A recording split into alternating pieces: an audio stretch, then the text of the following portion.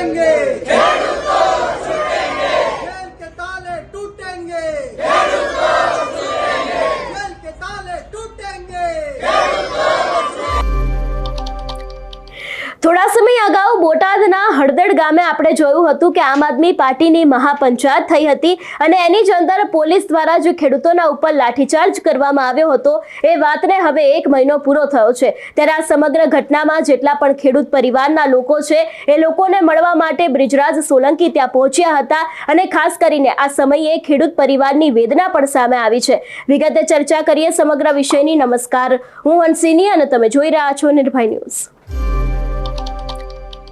Botad marketing યાર્ડની અંદર કડદો ચાલી રહ્યો છે। આ વાતનો એક વિડીયો વાયરલ થયો ને બાદ આમ આદમી પાર્ટીના નેતા એટલે કે રાજુ કરપડા અને પ્રવીણ રામ દ્વારા આ વાતનો સખત વિરોધ કરવામાં આવ્યો હતો। આ જ વિરોધને લઈને આપણે જોયું હતું કે બોટાદના હળદડની અંદર ખેડૂતો છે તેની સાથે આમ આદમી પાર્ટીના નેતાઓ છે એ લોકો દ્વારા એક મહાપંચાયત કરવામાં આવી હતી ને આજ ચાલુ મહાપંચાયતની અંદર પથ્થરમારો થયો હતો। પોલીસની ગાડી છે એના ઉપર પણ ક્યાંક ને ક્યાંક લોકો દ્વારા પથ્થરમારો કરવામાં આવ્યો હતો ને એ બાદ પરિસ્થિતિ જ્યારે વધારે કાબુમાં ન રહી હતી એ સમયે પોલીસ દ્વારા ટીયર ગેસ છોડવામાં આવ્યો હતો, લોકોના ઉપર લાઠીચાર્જ કરવામાં આવ્યો હતો અને ઘણા બધા એવા ખેડૂતો છે કે જે લોકોની અટકાયત કરવામાં આવી। એમાં આપણે જોયું હતું કે રાજુ કરપડા છે, પ્રવીણ રામ છે, એ લોકોની પણ અમદાવાદમાં જે સમયે ઉપવાસ આંદોલન થવાનું હતું ત્યાંથી તે લોકોની અટકાયત કરવામાં આવી હતી ને ઘણા બધા એવા ખેડૂતો છે કે જે લોકોની હળદડથી પણ અટકાયત કરવામાં આવી હતી। ત્યારે હવે આમ આદમી પાર્ટીના બ્રિજરાજ સોલંકી છે એ હળદડ પહોંચ્યા હતા અને તેમના દ્વારા જેટલા પણ ખેડૂતના પરિવારના લોકો છે એ લોકોની મુલાકાત લેવામાં આવી હતી ને ઘણા બધા પરિવારના લોકો અત્યારે હાલમાં પણ પોતાના જે ખેડૂત છે એને યાદ કરીને રડી રહ્યા છે કારણ કે આપણે જોયું હતું કે એ બાદ દિવાળી પણ ગઈ। દિવાળીમાં જ્યારે ઘરના મોભી હાજર ના હોય ત્યારે પરિસ્થિતિ શું થાય પરિવારની તેના વિશે પણ સૌ કોઈ જાણે છે, પરંતુ ખાસ કરીને જ્યારે બ્રિજરાજ સોલંકી છે એ ત્યાં પહોંચ્યા હતા અને પરિવારે પોતાની વેદના કહેતા તેમની સાથે શું કહ્યું એ પણ સાંભળીએ। રોવાનું ન હોય દાદા, એમાં બહુ વિડીયો આવે ને એ બધા રોવાનું ન હોય એમાં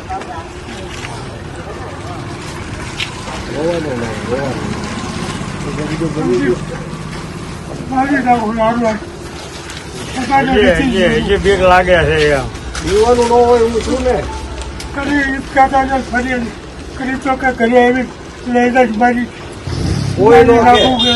કોઈ નો કે હું હારવાનું છું, તમારે રોવાનું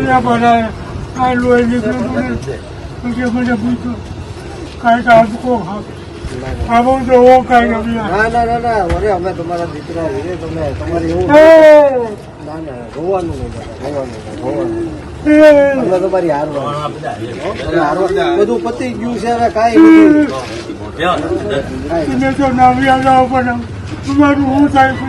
ના ના ના ના હું અહીંયા જ છું, ક્યાંય નહીં જાઉં, હું અહીંયા જ છું, ક્યાંય નહીં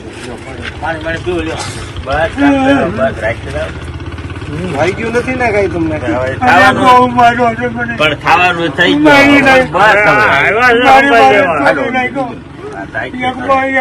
મારા એવા હાસ્ય વાત છે।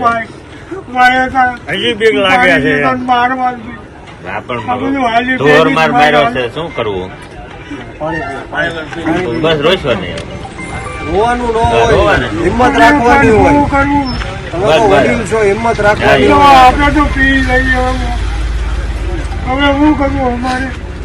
પાણી પી કોઈનો સાંભળતા જ નતા, શું સાંભળતું નથી મારું ઘર છે, હું ક્યાં જાઉં, કોમ લેખો શરીર જો બેભાન જેવું થઈ જવાના જોઈ મારા મને એટલું લાવ્યા દવાખાના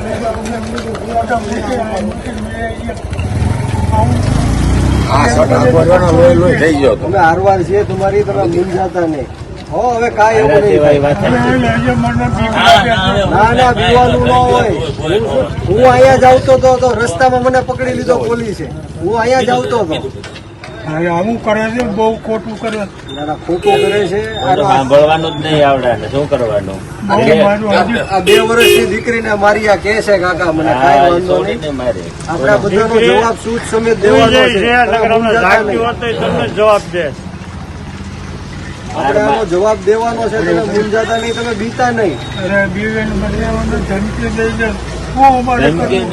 ખોટા જેવા માર્યા, બીજું કઈ બીક જ નથી।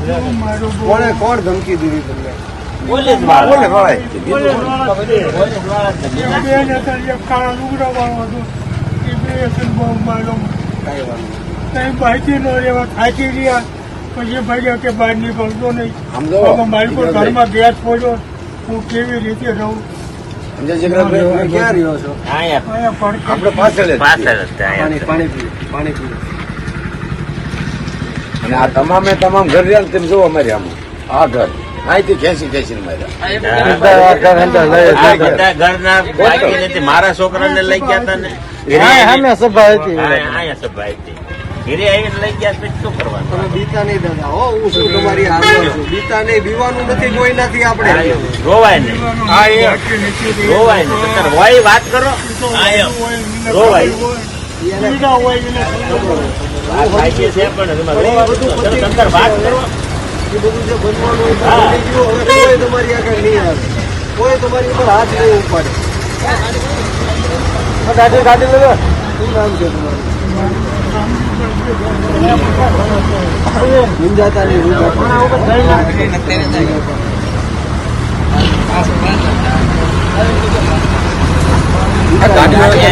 લઈ લો ને ક્યાં કચરા પૂરતું ક્યાં કરવાનું? પાડોશમાં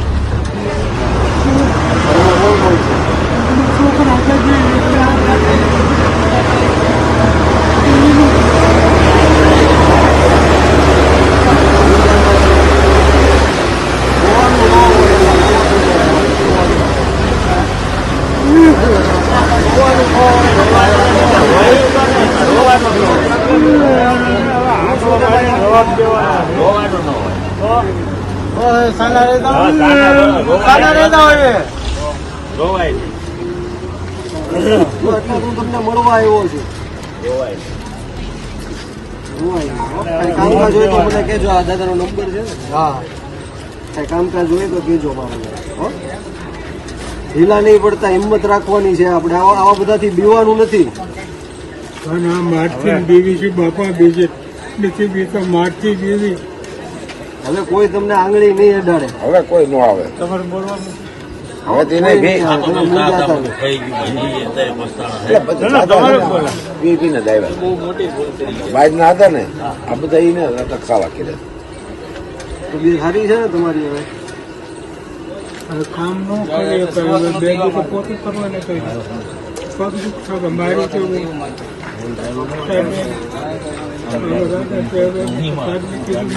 મારો બે નહીં મારો બીજાને મારવા મૂંઝાતા નહીં. કઈ કામકાજ હોય તો મને બળવા ગાતા દાડિયા કરાવી ખાવાનું તો મને કરવું પડે છે. મૂંઝાતા નહીં. આ પાંચ આટલી આટલી જમીન છે છોકરા. અમારા છોકરા છૂટા કરાવો તો સારું છે. ના ના થઈ જાય થઈ જાય. તમે મૂંઝાતા નહીં. તમે હવે મરદ માણસ થઈને તમે કેમ ઢીલા પડો છો? હું કરું બસ છોકરા નાના નાના ટાઈમ બળવા ગાતા દાડિયા કરાવી દીધી. હું કરવું અમારે કયો? થઈ જાય 10 દીમાં થઈ જાય. હો, મૂંઝાતા નહીં. 10 દીમાં થઈ જાય. મને વાત નહીં ખાવાનું નથી પાડતું. આજે માંગે ઊંઘ નથી આવતી. આ જો છોકરાનું મારી કામ નહીં ચાલતું તો હું કામ કરું છું. મેં ગાય ભાઈ અમને કોરા દાડિયા ગણાવ્યા. મને લઈ ગયા હતા. હું વાડીએ જ આવતો ને મને લઈ ગયા. હું કરવું છું? 10 દીમાનો નિર્ણય આવી જાય. તમે મૂંઝાતા નહીં. તમારે બધાને હિંમત આપવાની છે. તમારે રોવાનું થોડું છે. મારું હોય તો રોવાઈ જાય ભાઈ. રોવાનું ને હિંમત આપવાની બધાને. તમે રોવો તો પછી બૈરાઓનું છોકરાઓનું શું થાય?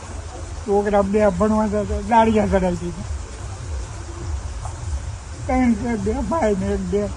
આજે મહિનો થયો એટલે મેં કીધું બધાને મળતો આવું. એ સારું બધું જુમે આવ્યા.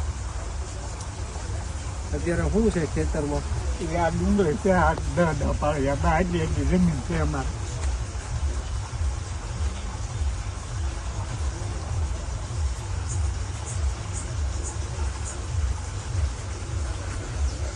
ના મોટર બંધ કરી દે ક્યારો ભરાય.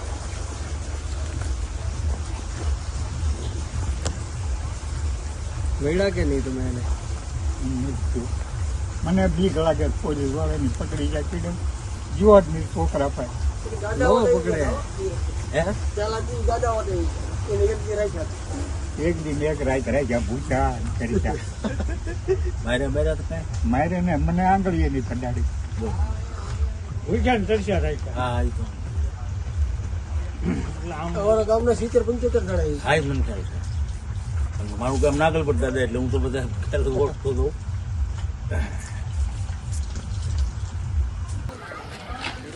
નમસ્કાર, જય હિન્દ, જય ભારત, જય જવાન, જય કિસાન. હું બ્રિજરાજ સોલંકી.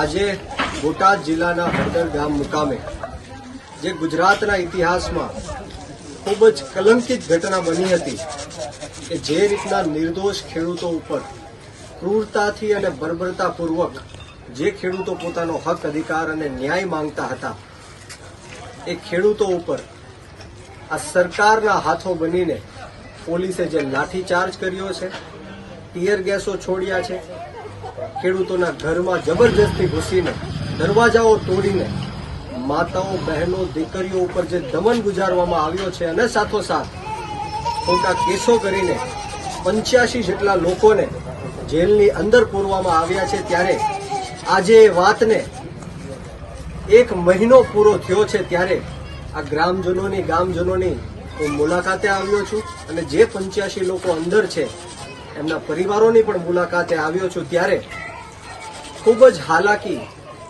આ લોકો ભોગવી રહ્યા છે. જે લોકોના પરિવારમાંથી જે પુરુષો જેલની અંદર છે એમની ખેતી એમને એમ પડી છે, એમને ખૂબ જ આર્થિક તંગી છે, ખેતી નથી કરી શકતા, કામ ધંધો નથી, કોઈ આવક નથી, આવક બંધ થઈ ગઈ છે. ત્યારે આ પરિવારજનો ખૂબ જ તકલીફમાં છે. ત્યારે અમે લોકો એમને મળવા માટે આવ્યા છીએ અને સાથોસાથ સમગ્ર ગુજરાતની અંદર જ્યારે બોટાદ જિલ્લાના હળદર ગામના ખેડૂતો ઉપર જે અન્યાય અને અત્યાચાર થયો એના કારણે આજે સમગ્ર ગુજરાતની અંદર 54 લાખ ખેડૂતો જાગૃત થયા છે. આપણે એપીએમસીઓમાં જોઈએ છીએ, માર્કેટિંગ યાર્ડોમાં જોઈએ છીએ કે જ્યારે ખેડૂતો સાથે અન્યાય અને અત્યાચાર થાય છે ત્યારે અવાજ બુલંદ કરે છે. એનું કારણ બોટાદ જિલ્લાના ખેડૂતો છે. ત્યારે એમની સાથે આમ આદમી પાર્ટી ઊભી છે અને સાથોસાથ સમગ્ર ગુજરાતની અંદર આમ આદમી પાર્ટી દ્વારા કિસાન મહાપંચાયતનું પણ આયોજન કરવામાં આવે છે. ત્યારે આપ સૌ જોઈ રહ્યા છો કે જે રીતના સાથ સહકાર મળી રહ્યો છે એ ખૂબ જ સારો એવો સાથ સહકાર ખેડૂતોનો મળી રહ્યો છે.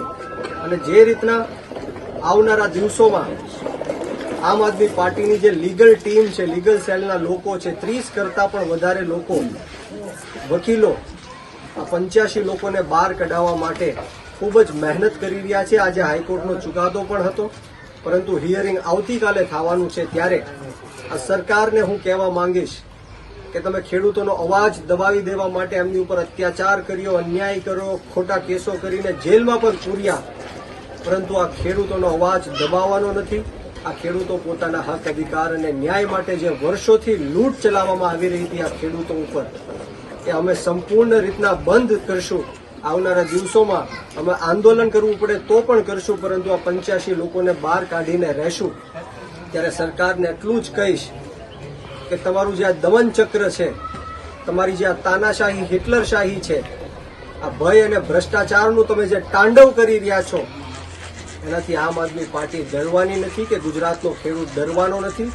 તમે ગમે એટલા અમને દબાવવાના પ્રયત્ન કરો, અમે મજબૂતાઈથી અને તાકાતથી ઈંટનો જવાબ પથ્થરથી દેવાના છીએ અને આવનારા દિવસોમાં તમને એટલે ખાસ કરીને જ્યારે હળદરની અંદર એક મહાપંચાયત થઈ હતી એની જ અંદર પોલીસ દ્વારા જે બળપ્રયોગ કરવામાં આવ્યો હતો, લાઠીચાર્જ કરવામાં આવ્યો હતો અને ઘણા બધા ખેડૂતોની અટકાયત કરવામાં આવી હતી, એ જ વાતનો વિરોધ છે તે આમ આદમી પાર્ટી દ્વારા કરવામાં આવ્યો હતો. અને એ બાદ આપણે જોયું હતું કે ઘણી બધી આમ આદમી પાર્ટી દ્વારા મહાપંચાયત તો કરવામાં આવી, પરંતુ આજે પણ એ ખેડૂતો હજી જેલની અંદર છે કે જે લોકોનો કોઈ વાંક નથી, જે લોકો દ્વારા કશું કહેવામાં નથી આવ્યું, તેમ છતાં પણ તે લોકોની અટકાયત કરવામાં આવી છે. જો કે હવે તે લોકોની સામે પણ કોઈ કાયદેસરની કાર્યવાહી કરવામાં આવશે કે કેમ તે પણ જોવાનું રહેશે, કારણ કે ખાસ કરીને જે સમયે અત્યારે હાલ ખેડૂતો છે એ લોકો જેલની અંદર છે, તેમના પરિવારના લોકો તેમને યાદ કરી રહ્યા છે, પરંતુ હજી સુધી પોલીસ દ્વારા આ વિષયને લઈને કોઈ પણ કામગીરી કરવામાં નથી આવી. એટલે હવે જોવાનું રહેશે કે આગામી સમયમાં ઘટનાની અંદર શું થાય છે. તમારું શું માનવું છે આ વિષયને લઈને અમને કમેન્ટ કરીને ચોક્કસથી જણાવજો. તેની સાથે અમારી ચેનલ નિર્ભય ન્યૂઝને લાઇક, શેર અને સબસ્ક્રાઇબ કરવાનું ભૂલશો નહીં. નમસ્કાર.